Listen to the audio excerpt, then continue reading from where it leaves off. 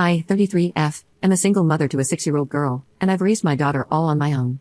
She was born from a one-night stand with a now former friend, 37M. We never got together, and he refused to be involved in my pregnancy or my daughter's first 4 years of life. I was stressed out emotionally because it's a big change, but I never asked for child support or forced him to be involved. I have enough income to send my daughter to a private school, and I'm perfectly fine on my own. The issue started when he reappeared from wherever he went and decided he wanted visitation, except he's not on my daughter's birth certificate, and the father is listed as unknown. He wanted to have that amended, but I said no, and that if he wants, the best he'll get is to meet her during outings with myself or my daughter's godparents. He agreed, but he's been constantly pressuring to get parental rights. The court already gave him a big fat no, unless he pays 4 years of child support, which, with his income, goes somewhere around $230K USD, and he hasn't paid a cent. My daughter doesn't even call him dad or recognize him as dad, she calls him Mr. I keep it very clean, I never bad-talked him, never made up stories. When she asked about her father, I used to say it was just the two of us. Even during court, the assigned CPS agent testified that my daughter had no affection or clear relationship with her biological father. Now, the main issue happened in a parent-teacher association meeting. He would say things like my family thinks or what is best for my family. I didn't agree with him, and I voiced my disagreement by saying my daughter has different needs and those are a priority. He was clearly angry. After the meeting, there was a moment for teachers and parents to mingle and just talk about how the kids are doing. One of the teachers approached me to apologize, saying she didn't know my husband and I didn't like a project she was doing with the kids. I told her I had no husband and my daughter loved the project and wanted to be a part of it. The teacher then told me that my former friend was going around talking like he's my husband and he represents the family. I was livid, and I walked up to him and very loudly told him we needed to talk in private. In the parking lot, I told him we were not a family and that he either will respect that I am the only one who can make decisions about my daughter's education, or he won't be involved.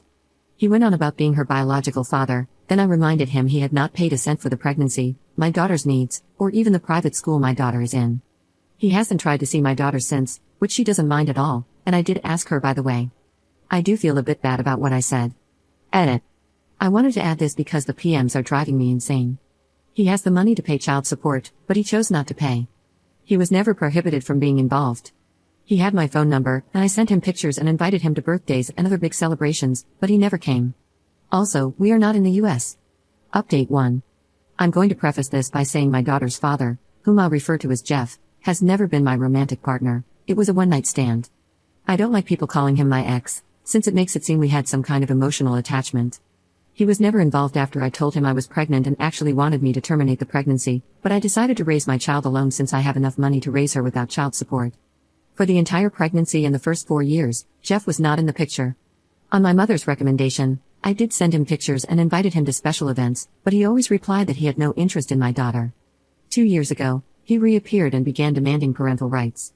When I didn't do what he wanted, he sued and was told no, he was not getting parental rights. He was given the offer to pay child support, and then we can revisit giving him actual rights, but he has refused. He has the money, much more than me, but he refuses. I still offered to let him see my daughter in a casual manner, no child support needed, with the agreement that anything legal, medical, or educational will not involve him. He pushed the boundaries and we had a fallout. After that, we didn't hear from him for almost 6 weeks before he called to meet for Christmas. After much discussion, I agreed to bring my daughter over on the condition that my daughter's godparents could come. Thus, we went over for Christmas dinner, and that is when I found out Jeff is married and had never told his family he had a child. It was great to be judged by a bunch of strangers, but if I'm being honest, it was uncomfortable the entire time. I'm going to use fake names, but let's say my daughter's name is Katie. His wife kept calling my daughter Gabrielle, not the actual name she used, but it was that different from my daughter's name. The wife was also very physical, trying to pick up my daughter or parent her. I would block her or tell her to please let me deal with my child. The entire time she pretty much ignored me, but Katie didn't seem nervous, so I decided to just bide my time. I hit my limit when my daughter said she needed the bathroom, and this stranger went, "Oh Gabby, you need the potty? Let mommy change you." My daughter hasn't worn diapers in a while now, and she's more than capable of going alone to the bathroom. I immediately told her to stay away from my daughter and that we were leaving. The woman started wailing that I was kidnapping her baby girl and tried to lunge at me. Her in-laws got in the middle and held her, consoling her and saying that we weren't leaving and for her to calm down as if she were the victim. At that point, I just glared at Jeff and told him he'd better explain, or I would be calling the police. He asked me to speak in private in another room and that I could just leave my daughter with his parents. No way that would ever happen. Katie's godparents took her with them despite the wife having a full meltdown. Jeff and I spoke outside, and he explained that he and his wife recently lost a daughter. I'm not going to give specific details on that, All I'll say is it was sudden and nobody's fault. As I can only imagine, it had caused some psychological issues for his wife. Apparently, he had the brilliant idea that having Katie pass as their lost child would help his wife, without telling me. That's why he wanted visitations and parental rights. He pleaded for me to leave my daughter with him for a little bit. I asked him what his plan was when his wife heals. His response was disgusting. Well, I'll just send Katie back with you, and it will be just like before. I told him he was insane if he thought I would let him use my daughter like that. What his wife needs is therapy with a professional, not feeding her delusions. I would not let that woman within miles of my daughter. He told me I was being cruel and didn't know the pain of losing a child. I agreed with him but reminded Jeff that my priority is not his family, it's my child. What he and his family do to work through their grief has nothing to do with us. I also told him to call his lawyer because I am making sure he never has contact with my child. So that's what I'm bracing for. He's been blasting my phone since Christmas, but I can easily ignore him, and my daughter and I are doing a small travel vacation in the meantime. Update 2. Hey everyone, I decided to post a final update since I will be going silent for a long period. For those who didn't know, I'm currently dealing with my daughter's father and his delusions. He wants to use my daughter as a therapy doll for his wife, who recently lost a child. A lot of people were worried about my daughter and me, and I truly appreciate it. We're both safe. She's currently having a great vacation with her godparents, and I'm making my own arrangements to move on. My lawyer is working hard to keep everything in order. I know a cease and desist was his first action, and we are going for no contact. He says we have a solid case and hopefully, this will be resolved relatively fast, and by that, I mean a year or two. We did get a temporary restraining order, and it's only until our first court date, but it could be extended afterward. I haven't had direct contact with Jeff. He lawyered up to and tried to send a threat to take full custody. My lawyer laughed at it since his reasoning was parental alienation, except I have proof I tried for years to have him involved. Apparently turning in a few emails showing my attempts was enough to get them to change parental alienation to a different reasoning, but in all honesty, my lawyer is not worried. For now, I've decided after much thinking that moving is going to be necessary. It won't be something I can do on a whim, but I'll be looking into new houses within a month to hopefully move sometime this year. School will remain the same, but we will be speaking to the admin to make sure only certain people can pick her up. Part of that decision has been to hire a private driver.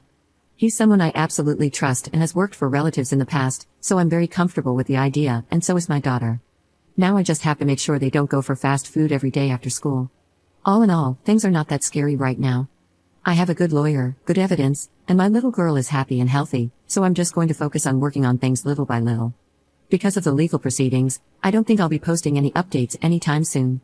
And to those sending me PMs telling me I'm horrible for keeping my daughter from her father or telling me I shouldn't have had her in the first place, please kindly speak to the void, I'm too busy. Update 3.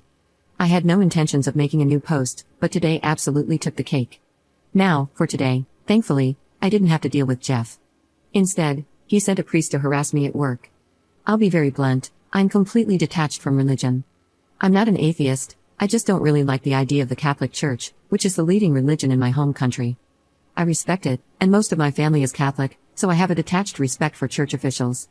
Today, I was doing some paperwork when I got a call about a priest asking for me. I didn't have any meetings scheduled, and a lot of times we get visits from clergy asking for donations or participation in events, so I figured that was it. I told the secretary to let him in, and things at first seemed rather polite, shaking hands, asking how things were, the usual chit-chat. Then the priest began talking about how it had come to his attention that I was a single woman with a child, and that apparently I lived a life of debauchery and hate, his words. I was taken aback and agreed I was a single mother, but I didn't see how I lived in debauchery and hate.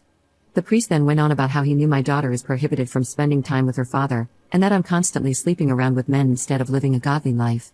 He was worried and thought it would be best if I considered giving my daughter a chance to live with a proper family rather than seeing me sell myself. Angry was an understatement. I did keep it civil simply because I was at work, and I had no intentions of screaming at a religious man at work. I simply told him that my daughter was fine with me, she lived a safe and happy life, my personal affairs were my own, and that I had no intentions of sending her to another household. I told him that if there was nothing else, he should probably leave as I had other things to attend to. He then showed his hand, and that's how I knew it was Jeff's doing. The priest told me he didn't think my daughter would be a happy child with me, but her father was well respected in his church, and he knew he would raise a proper Christian lady. At that, I laughed and simply said no. I once again recommended he leave, and if he didn't, I would be calling security. He left, saying he would try to speak to me again when I'm not being hysterical. I told my secretary and our security not to let him into my office again and called my lawyer. I don't have audio, but we do have security footage of him walking into my office. Thank you again to everyone sending well wishes in my previous post. We are still working on that move, but school is back, and she's loving it. We still have that temporary restraining order against Jeff and his wife, and school officials know about it.